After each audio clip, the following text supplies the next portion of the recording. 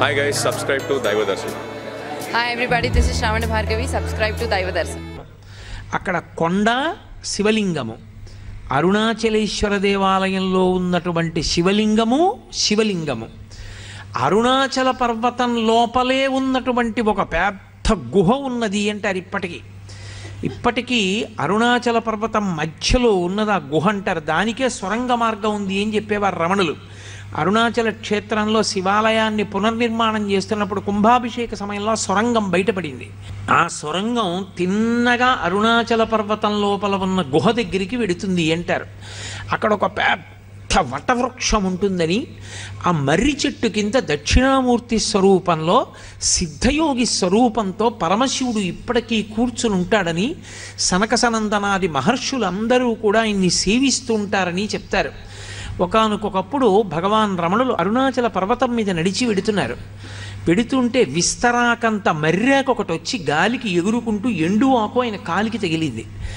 ఆయన మర్రాకు పైకెత్తి చూసి ఇది విస్తరాకంత ఉంది, ఈ అరుణాచల పర్వతం మధ్యలో ఉన్న గుహలో పరమశివుడు దక్షిణామూర్తిగా కూర్చున్నాడు. ఆ చెట్టు ఆకే ఎగిరొచ్చింది, నేను దర్శనం చేస్తానని బయలుదేరారు.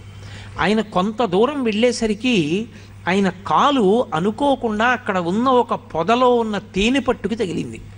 తేనె పట్టులో ఉన్న ఈగలన్నీ పైకి జుమ్మని లేచాయి. వెంటనే రమణులు అన్నారు, ఈ కాలు తప్పు చేసింది, వాటి గూడు కదిపింది, కాబట్టి ఇది శిక్ష అనుభవించాలని ఆ కాలు ఒక రాయి మీద పెట్టి వదిలిపెట్టేశారు. ఆ తేనెటీగలన్నీ వచ్చి ఆయన కాలు కుట్టగలిగినంతసేపు కుట్టేశాయి. ఇంత లావున వాచిపోయింది.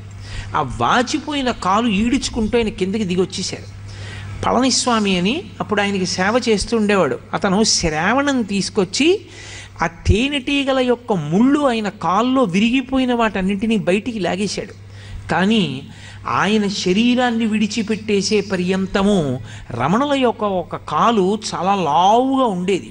ఇప్పటికీ మీరు రమణాశ్రమానికి వెళ్ళి ఆయన యొక్క ఫొటోస్ చూస్తే ఒక కాలు లావుగా కనపడుతుంది. కారణం, ఆ దక్షిణామూర్తి దర్శనానికి ప్రయత్నం చేసినప్పుడు రమణ మహర్షి యొక్క ఒక కాలుని తేనెటీగలు కుట్టే.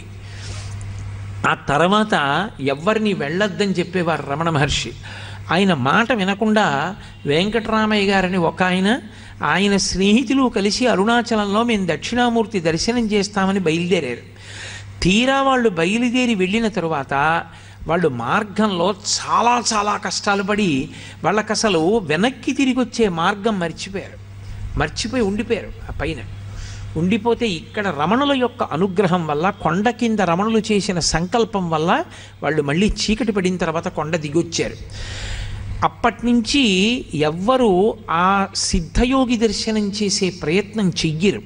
కానీ ఇప్పటికీ పరమేశ్వరుడు అక్కడ దక్షిణామూర్తిగా మర్రి చెట్టు కింద కూర్చుని ఉంటాడని ఎందరో సిద్ధులు, యోగులు, దేవతలు ఆయన యొక్క దర్శనానికి వచ్చి వెడుతూ ఉంటారని ప్రతీతి.